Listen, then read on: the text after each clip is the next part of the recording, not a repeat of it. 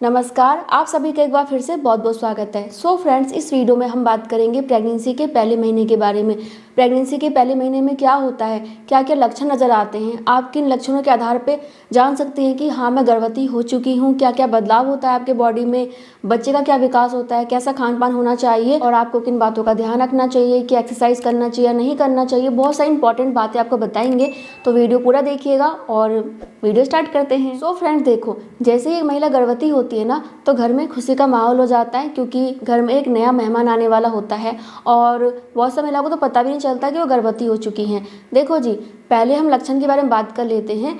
तो एक लक्षण मैं आपको बता देती हूँ जो कि आप गर्भ धारण होने के लगभग 1 वीक के बाद या फिर 10 दिनों के बाद से ही देख सकते हैं। मतलब ये कि पीरियड आने से पहले ही देख सकते हैं, क्योंकि मोस्टली क्या होता है कि जब हमारा पीरियड मिस हो जाता है उसके 8 से 10 दिनों के बाद हम जब चेक करते हैं तब हमें पता चल जाता है कि हम गर्भवती हैं, लेकिन आप पहले भी जान सकती हैं। बहुत सारी महिलाओं को ये चीज़ नहीं होती है, कुछ महिलाओं को होती है। अगर हो रहा है तो आप थोड़ा ध्यान रखिए। जैसे कि आपको ना ये मान लो कि पीरियड आने के लगभग 8 से 10 दिन पहले क्या होगा कि हल्की फुल्की ब्लीडिंग होगी। इसको बोलते हैं इम्प्लांटेशन, यानी कि जब बच्चा आपके गर्भ में चिपकता है ना, इम्प्लांट होता है, प्रत्यारोपित होता है, तो उस समय हल्की फुल्की ब्लीडिंग हो जाती है। बहुत ही हल्की सी, गुलाबी सी, ब्राउन कलर की, बहुत ही हल्की सी, इतना नहीं कि पैड लगाने की जरूरत पड़े, बहुत ही हल्का फुल्का। तो ये आपको देखने को मिल सकता है 1 से 2 दिनों तक। दूसरा होता है हल्की फुल्की आपको पेट में ऐंठन महसूस हो सकती है, क्योंकि इम्प्लांटेशन होगा तो थोड़ा सा तो दर्द होगा ना, तो थोड़ा सा आपको ऐंठन और दर्द महसूस हो सकता है। और इसके बाद धीरे धीरे करके आपके शरीर में और भी बहुत सारे बदलाव होने लग जाते हैं, जैसे कि आपको वाइट डिस्चार्ज की प्रॉब्लम होने लग जाती है। स्टार्टिंग में थोड़ी सी होगी, लेकिन धीरे धीरे करके उसकी मात्रा आपको बढ़ती हुई नजर आएगी। 3 महीने तक आपको लगातार वाइट डिस्चार्ज की प्रॉब्लम रहेगी। उसके बाद आपको वाइट डिस्चार्ज थोड़ा ठीक हो जाएगा, फिर लास्ट की प्रेगनेंसी में फिर से वाइट डिस्चार्ज होगा। तो वाइट डिस्चार्ज क्यों होता है? ये बच्चे की सुरक्षा के लिए, आपकी सुरक्षा के लिए अंदर बनता है, ठीक है, जिससे कि बैक्टीरिया वगैरह आपके बच्चे को और आपको हानि ना पहुंचा सके। तो ये इंपॉर्टेंट है और ये होगा ही। बहुत सारी महिलाओं को दिखता है, बहुत सारी महिलाओं को बहुत कम दिखता है, तो ये घबराने वाली बात नहीं है। दिख रहा है तो ठीक है, नहीं दिख रहा तो भी ठीक है। इसके बाद बहुत ही इंपॉर्टेंट लक्षण होता है आपका पीरियड मिस होना। और प्रेगनेंसी टेस्ट करने के लिए आप पीरियड मिस होने के लगभग 7 दिनों के बाद टेस्ट करेंगे ना, तो अच्छे से आपको रिजल्ट मिल जाएगा। 10 दिनों के बाद भी कर सकते हैं, और समझ में नहीं आता तो डॉक्टर के पास जाके वहाँ भी करवा सकते हैं। तो वहाँ तो आप कंफर्म हो ही जाओगे कि प्रेगनेंसी है या फिर नहीं है, ठीक। तो ये बहुत बड़ा लक्षण होता है। इसके अलावा क्या होता है कि बहुत सी महिलाएं ना 10 दिन 15 दिन वैसे ही निकाल देती हैं कि देखती हैं शायद पीरियड आ जाए, लेकिन आपके शरीर में और क्या बदलाव होता है, क्योंकि इस समय हार्मोन्स बहुत ज़्यादा बनते हैं आपके बॉडी में। क्या होता है कि प्रोजेस्टेरोन हार्मोन्स की मात्रा बढ़ने लग जाती है और आपके शरीर में एस्ट्रोजन हार्मोन्स की मात्रा बढ़ती है, और भी बहुत सारे नए नए हार्मोन्स बनते हैं, जिस वजह से कि आपको बार बार उल्टी करने की इच्छा हो सकती है, मॉर्निंग सिकनेस की प्रॉब्लम हो सकती है, सुबह उठते ही उल्टी आना, या फिर कभी भी आपको उल्टी करने की इच्छा होना, या फिर आपको उल्टी होना भी।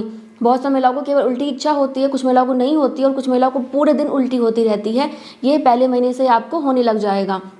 दूसरा होता है काफ़ी ज़्यादा थकान और कमजोरी लगना। देखो, शरीर में नई प्रक्रिया हो रही है और बहुत सारे बदलाव हो रहे हैं, तो ऐसे में क्या होता है कि आपको काफ़ी ज़्यादा थकान महसूस होती है और आपको चक्कर भी आ सकते हैं और आपको कमजोरी भी महसूस हो सकती है। जैसे कि आप मान लो कि आपने घर में झाड़ू लगाया, तो उसी में ही आपको बहुत ज़्यादा परेशानी होगी, काफ़ी ज़्यादा थकावट हो जाएगी, झाड़ू लगा के आप बिस्तर पर लेट जाओगे, अब तो मैं मरी, इतना ज़्यादा आपको परेशानी होती है, थकावट होती है, कमजोरी आ जाती है।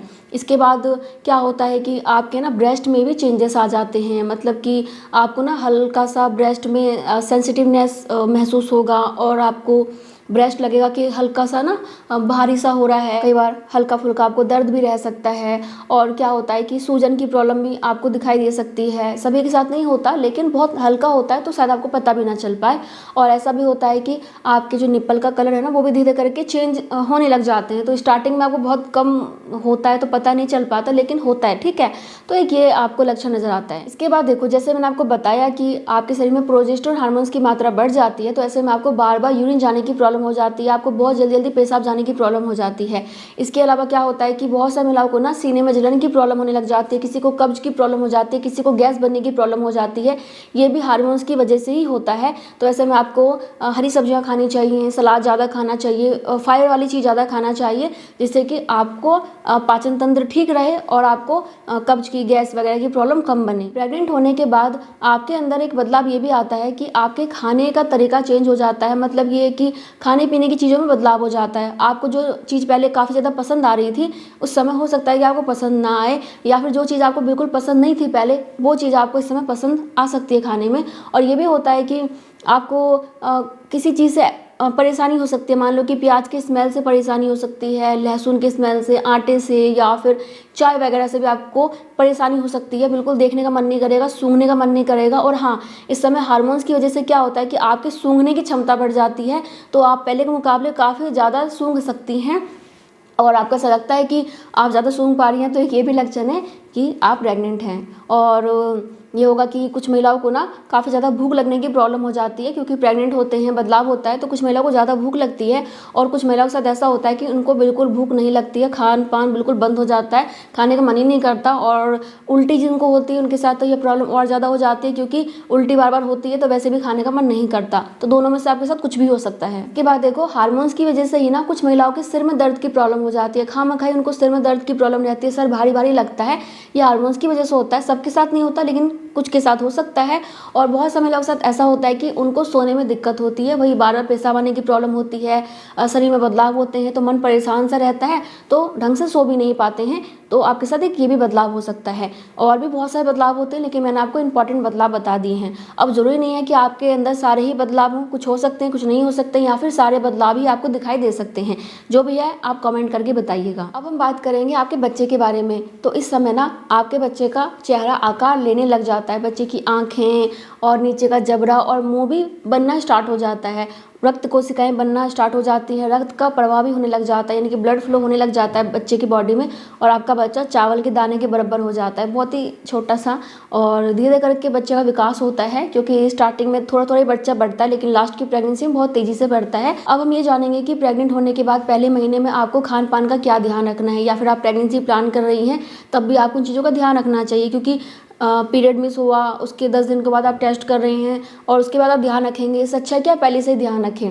जैसे कि अगर आप प्रेगनेंसी प्लान कर रही हैं और आपको बच्चा चाहिए, तो आपको क्या करना है कि गर्म चीज़ों से थोड़ा सा परहेज करना है। जैसे कि हल्दी वाला दूध है, अनानास है, पपीता है, इन चीज़ों को अवॉइड कीजिए। जो भी गर्म चीज़ें हैं ना, आपको थोड़ा सा सर्च करना पड़ेगा कि क्या क्या चीज़ें गर्म होती हैं, या फिर आप जानना चाहते हैं तो कमेंट करिएगा, मैं उसके लिए अलग वीडियो बना दूँगी कि आपको क्या क्या नहीं खाना है। तो गर्म चीज़ें नहीं खानी है, फल में अनानास और पपीता नहीं खाना है।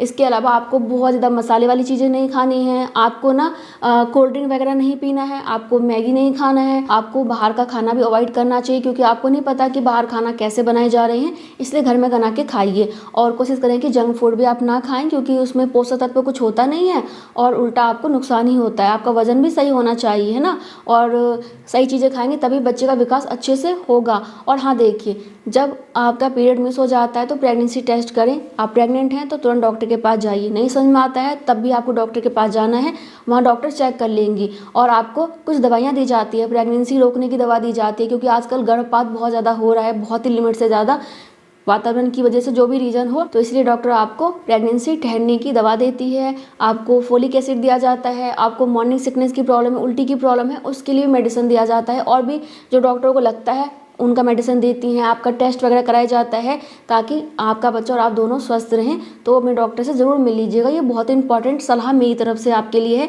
आपके पास पैसे हैं तो अच्छे हॉस्पिटल में चले जाओ, नहीं है तो सरकारी में चले जाओ, कहीं भी जाओ लेकिन जाओ ज़रूर। अब हम ये जान लेते हैं कि आपको पहले महीने में एक्सरसाइज करना चाहिए या फिर नहीं करना चाहिए। तो देखिए, अगर आप पहले से एक्सरसाइज करती आ रही हैं तो हैवी वर्कआउट ना करें, हैवी वेट ना उठाएं, बहुत ज़्यादा आपको हैवी वर्कआउट नहीं करना चाहिए अगर आप प्रेगनेंसी प्लान कर रही हैं तो। और नहीं कर रही हैं तो हल्का फुल्का आप कर सकती हैं। दूसरा ये है कि अगर आप बिल्कुल भी नहीं कर रही थी, पहले कुछ भी नहीं कर रही थी, तो आपको इस समय कुछ भी नहीं करना, केवल सुबह शाम थोड़ा बहुत टहलना है, इतना ही आपके लिए बहुत रहेगा।